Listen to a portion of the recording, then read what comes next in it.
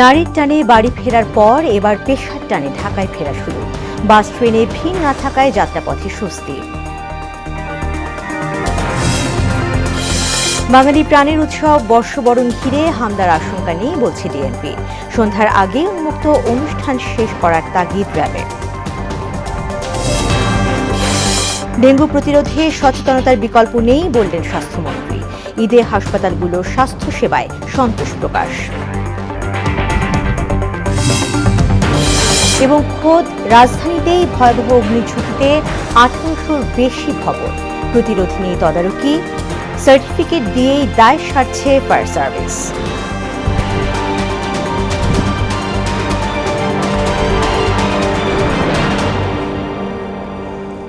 আসসালামু আলাইকুম, মোহনা সংবাদে সবাইকে স্বাগত।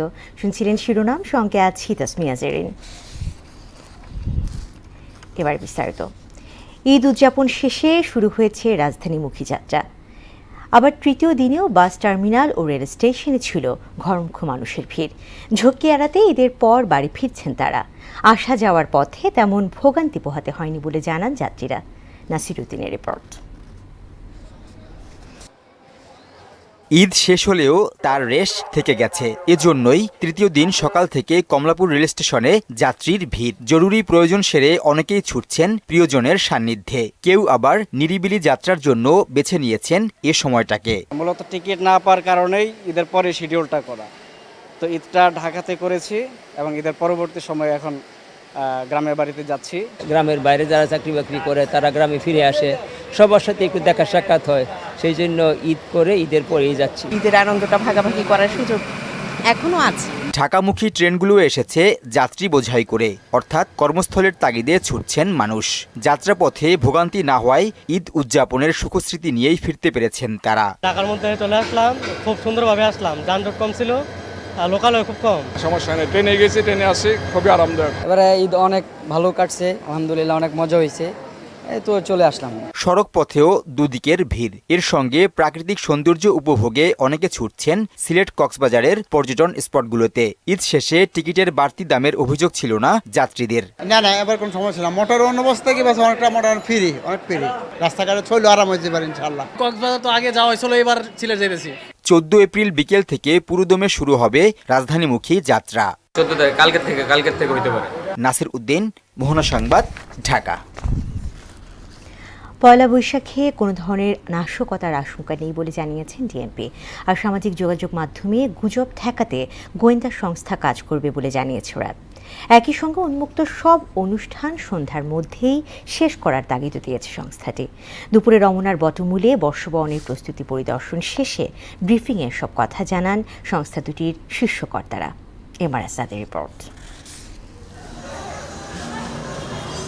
ঢাকা বিশ্ববিদ্যালয়ের চারুকলা অনুষদ বাংলা বর্ষবরণে আগ্রহের কেন্দ্রে থাকে। অনুষদের শিক্ষার্থীদের হাতে তৈরি নানা টোটেম দিয়েই শুরু হয় পহেলা বৈশাখের শোভাযাত্রা। চারুকলা প্রাঙ্গণে চলছে এ শোভাযাত্রার শেষ মুহূর্তের প্রস্তুতি। এছাড়াও প্রধান গেটে বিক্রি হচ্ছে নানা রকম মুখোশ, ফেস্টুন ও পোস্টার। নানা রূপ ও রঙের শিল্প সামগ্রীর পসরা থেকে দর্শনার্থীরা বেছে নিচ্ছেন পছন্দেরটা। এদিকে রমনার বটমূলে বর্ষবরণের সঙ্গীতানুষ্ঠানের মহড়া চলছে। সঙ্গীত শিল্পীরা অনুষ্ঠানকে প্রাণবন্ত করতে ঝালিয়ে নিচ্ছেন নিজেদের। অন্যদিকে রমনার বটমূলে প্রস্তুতি পরিদর্শন শেষে ব্রিফিংয়ে ডিএমপি কমিশনার জানান, বর্ষবরণ অনুষ্ঠানে নাশকতার আশঙ্কা না থাকলেও নিরাপত্তা ব্যবস্থায় ঘাটতি রাখছে না পুলিশ। প্রত্যেকটি প্রবেশ মুখে আর্চওয়ে এবং মেটাল ডিটেক্টর দ্বারা তল্লাশি করা হবে। এছাড়া এর ভেতরে এবং বাহিরে বিভিন্ন গোয়েন্দা সংস্থার লোকজন, বিশেষ করে ঢাকা মেট্রোপলিটন পুলিশের ডিটেকটিভ ব্রাঞ্চ, এসবি এবং অন্যান্য গোয়েন্দা সংস্থার লোকজনগুলো তৎপর থাকবে। আর র্যাব ডিজি খুরশিদ হোসেন বললেন, পয়লা বৈশাখ ঘিরে সামাজিক যোগাযোগ মাধ্যমে গুজব বন্ধে তৎপর রয়েছে তার সংস্থা। নববর্ষের অনুষ্ঠান শেষ না হওয়া পর্যন্ত নিরাপত্তা জোরদার করতে সারা দেশে র্যাবের সকল ব্যাটালিয়ন সমূহ নিজ নিজ দায়িত্বপূর্ণ এলাকায় পর্যাপ্ত সংখ্যক র্যাব সদস্য মোতায়েন রেখেছে। এ সময় সন্ধ্যার মধ্যেই সব উন্মুক্ত অনুষ্ঠান শেষ করতে আয়োজকদের তাগিদও দেন তিনি। এখানে সকল ধর্মের, সকল বর্ণের। এমআর আসাদ, মোহনা সংবাদ, ঢাকা। ঈদে সরকারি হাসপাতালগুলোতে রোগীদের সেবার ব্যত্যয় ঘটেনি বলে দাবি করেছেন স্বাস্থ্যমন্ত্রী ডক্টর সামন্তলাল সেন। চিকিৎসকদের থাকা খাওয়ার ব্যবস্থা রাখায় সবার স্বাস্থ্যসেবা নিশ্চিত করা গেছে বলেও জানান তিনি। সকালে রাজধানী কুর্মিটোলা জেনারেল হাসপাতাল পরিদর্শন শেষে সেবার মান নিয়ে সন্তোষ জানিয়ে হাসপাতালটিতে আরও জনবল নিয়োগের কথা জানান মন্ত্রী। সাংবাদিকদের এক প্রশ্নের জবাবে মন্ত্রী ডেঙ্গু প্রতিরোধে সচেতনতা বৃদ্ধির পরামর্শ দিয়ে এবার স্যালাইনের অভাব হবে না বলেও জানান। ডেঙ্গুতে আক্রান্ত কেউ বিনা চিকিৎসায় মারা যাবে না বলেও আশা জানান স্বাস্থ্যমন্ত্রী। ঈদের আগে যে আমি স্বাস্থ্যসেবা কোনো জায়গায় যাতে বিঘ্ন না ঘটে, আমি সেই হিসাবে সেটুকুই পেয়েছি এবং ডাক্তারদের থাকা খাওয়ার ব্যবস্থা সেইটাও আমরা এবার এনশিওর করছি, যার জন্য ডাক্তারও স্বতঃস্ফূর্তভাবে কাজ করছে। প্রত্যেকের বাড়ি বাড়ি আমাদের নিজেদেরও দায়িত্ব যে আমরা নিজেদের বাড়িটা যদি পরিষ্কার করি তাহলে এই ডেঙ্গুর মশার থেকে উপদ্রুত রক্ষা পাবে। এটাই হলো কথা। আর চিকিৎসা আমি যথাসাধ্য আমরা চেষ্টা করব যেটা মানুষ জন্য বিনা চিকিৎসায় না মারা যায়। একটি দুটি নয়, একাধিক কিশোর গ্যাংয়ের তাণ্ডব এখন কড়াইল বস্তি জুড়ে। দেশীয় অস্ত্রের সাথে এসব কিশোরদের হাতে এখন উঠেছে আগ্নেয়াস্ত্র। মোহনা টেলিভিশনের অনুসন্ধানে মিলেছে এর প্রমাণ। হামলা আর পাল্টা হামলায় শুধু কিশোরদের প্রাণ ঝরছে না, বসবাস আর ব্যবসা বন্ধের উপক্রম সেখানকার বাসিন্দাদের। আর পুলিশ বলছে সচেতন করতে হবে সবাইকে। এম এ আজিমের বিশেষ রিপোর্ট।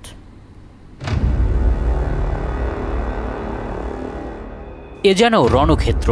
রাজধানীর করাইল বস্তিতে এমন ঘটনা এখন নিত্য নৈমিত্তিক বিষয়। প্রকাশ্য অস্ত্রসহ কিশোর গ্যাং গ্রুপের চলতে থাকে এমন মহড়া। শুধু অন্য গ্রুপের সদস্য নয়, কথায় কথায় হামলা ও কুপিয়ে আহত করছে এখানে বসবাসকারীদেরও। তারা মারামারি করে, কিন্তু আমরা তো ভাই সাধারণ পাবলিক, আমাদের দোকানপাট পিটাপিটি করে ভাঙাভাঙি করে। আমাদের এখানে ফ্রিজ ছিল, ফ্রিজটাও ভেঙে গেছে। আজকাল বলা মানে তো রক্ত গরম বোঝেনি, এই দলে ওই দলে লাগে গেঞ্জাম, পরে লাস্টে দিয়ে দেওয়া যায় বড় মানুষের গায়ে পরে বড় মানুষ ক্ষতি। সাধারণ বেটারা দোকানদারি করে, দোকানদারকেও ক্ষতি হয়, দোকান বন্ধ থাকে। এখানে অবস্থা প্রতিদিন ঢিলাঢিলি হইতেছে, কুবাকুবি হইতেছে, কোনো মনে করেন ওদিকের লোকজন ছুরি মুড়ি লিয়ে হইতেছে। আশপাশের যা মানুষ আছে কেউ দোকানদারি করতে পারে না, মনে করেন সন্ধ্যাইলে আতঙ্ক থাকে। স্থানীয়রা বলছে এখানকার এক একটি গলি যেন এক এক গ্যাং গ্রুপের নিয়ন্ত্রণে। এর মধ্যে অন্যতম নুরু। তার গ্যাংয়ে রয়েছে আলী, আজিজুল সহ ৮ থেকে ১০ জন। রয়েছে তুহিনের আলাদা একটি কিশোর গ্যাং গ্রুপ। অভিযোগ এদেরকে শেল্টার দিচ্ছে মোহাম্মদ আলী, খাজা ও আমজাদ। রয়েছে রাজীবের আলাদা একটি গ্যাং গ্রুপ। তার গ্রুপে আছে ২০ থেকে ২৫ জন কিশোর। অভিযোগ তাদেরকে শেল্টার দিচ্ছে জুয়েল নামের এ মাদক ব্যবসায়ী। একের পর এক হামলা আর পাল্টা হামলায় এসব কিশোরদের শরীর এখন ক্ষতবিক্ষত। একটি ক্ষত না শুকোতেই আরও ৫টি ক্ষত যুক্ত হচ্ছে শরীরে। কেউ কেউ সারা শরীরে জখম নিয়ে বেঁচে ফিরেছে মৃত্যু দুয়ার থেকে। আধিপত্য আর প্রতিশোধের রেশ এদের জীবনে সংঘাত ডেকে আনে বারবার। আঙ্গুলো খেলবো, এই যে ২-১ দিনের ভিতরে আবার হইব, আরো ২-১টা লয়ে যাবো, মাটার আঙ্গুল ২ হাত কেটে দিব। গ্যাঞ্জামের ভিতর মনে করেন যে আমাদের যেসব মারছে, তো ওরা নিজেরাই মনে করেন জিয়াগ্রাফ উল্টা পাল্টা যা মামলা দেয় কোর্টের ভিতরে। এইদিকে যারা থাকে তাদের প্রায় এরকম একটা স্টুডেন্ট আছে, দেখবেন কারো এখানে টান, কারো গালে টান। শুধু গ্রেপ্তার সমাধান নয় বলে দাবি পুলিশের ঊর্ধ্বতন কর্মকর্তাদের। সচেতনতা বাড়ানোর তাগিদও তাদের। প্রতিদিন দেখবেন যে ১০ জন, ২০ জন, ৩০ জন গ্রেপ্তার করা আছে, কিন্তু শুধুমাত্র গ্রেপ্তার কোনো সমাধান হতে পারে না।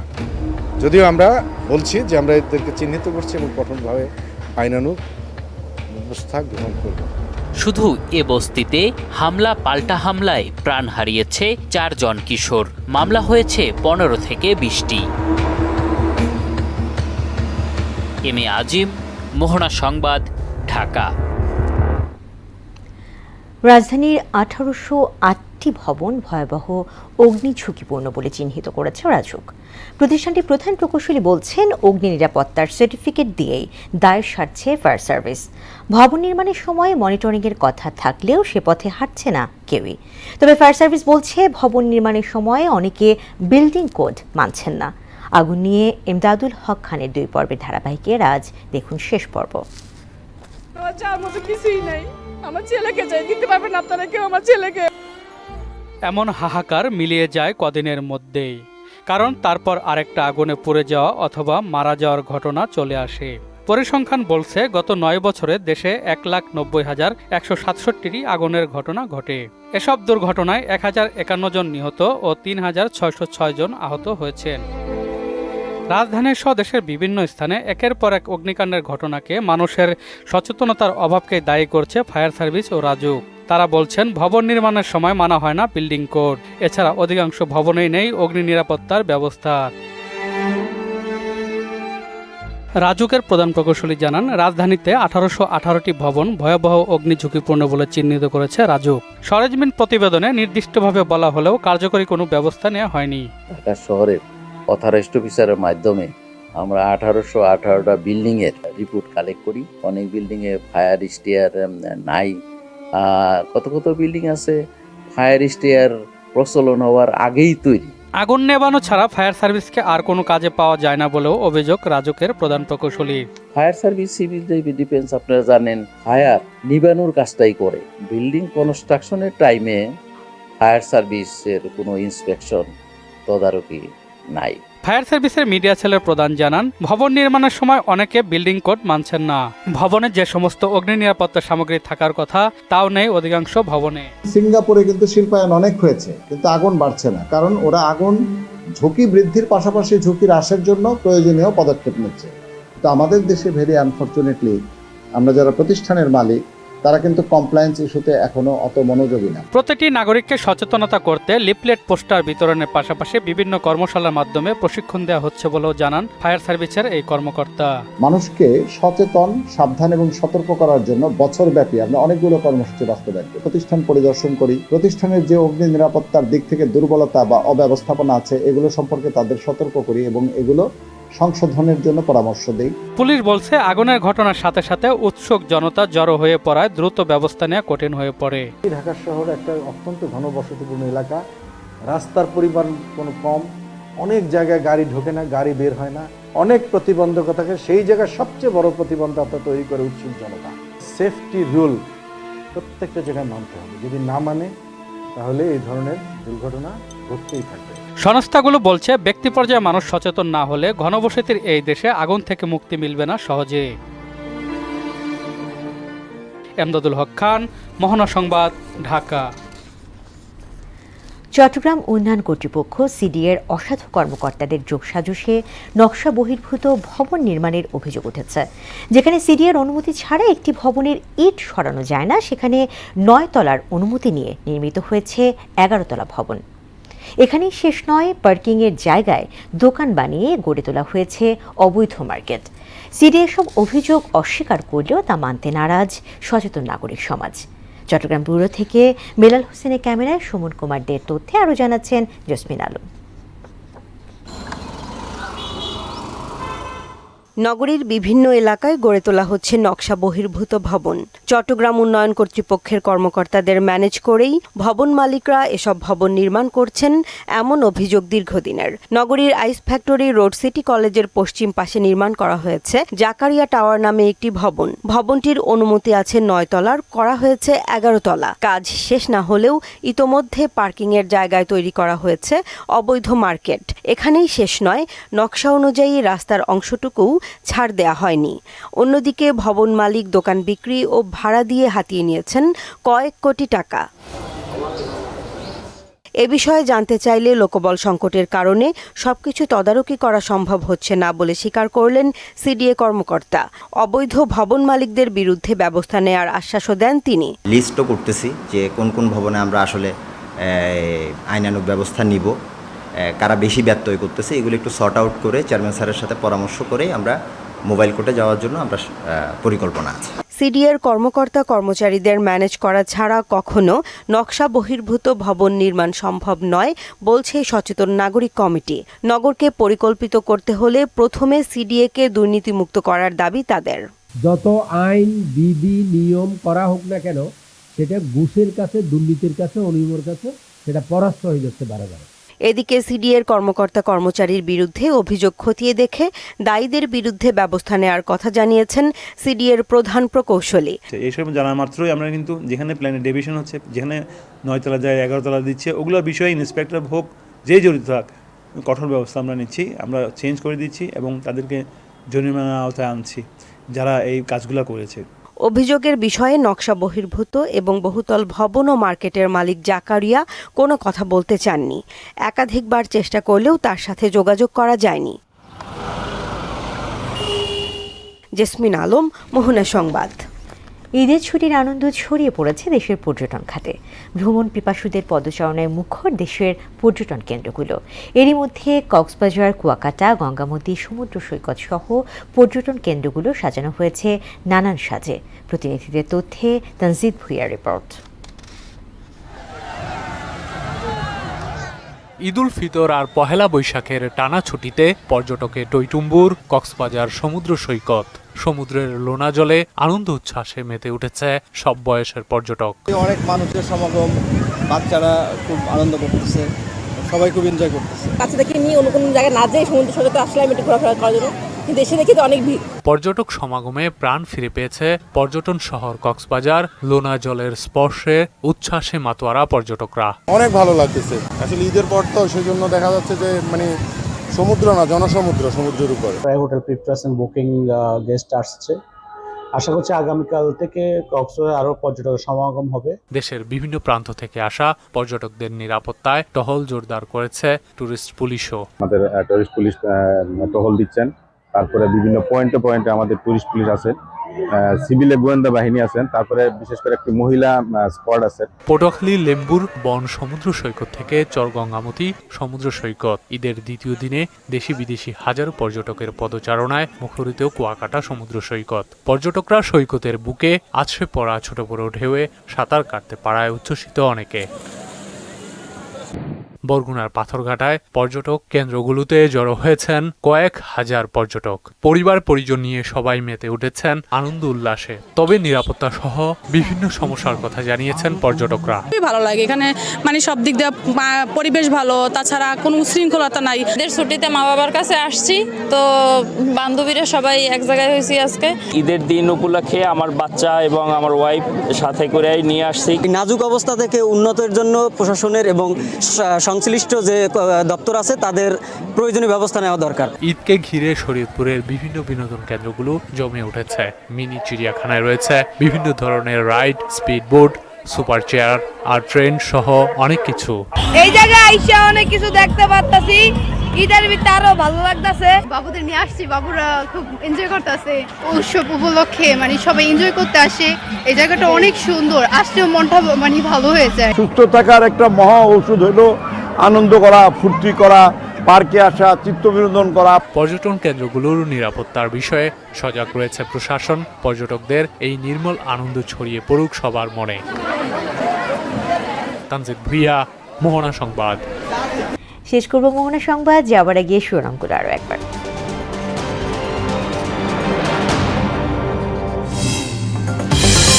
নারীর টানে বাড়ি ফেরার পর এবার পেশার টানে ঢাকায় ফেরা শুরু। বাস ট্রেনে ভিড় না থাকায় যাত্রাপথে স্বস্তি। বাঙালি প্রাণের উৎসব বর্ষবরণ ঘিরে হামলার আশঙ্কা নেই বলছে ডিএনপি। সন্ধ্যার আগে উন্মুক্ত অনুষ্ঠান শেষ করার তাগিদ র্যাবের। ডেঙ্গু প্রতিরোধে সচেতনতার বিকল্প নেই বললেন স্বাস্থ্যমন্ত্রী। ঈদে হাসপাতালগুলোর স্বাস্থ্য সেবায় সন্তোষ প্রকাশ।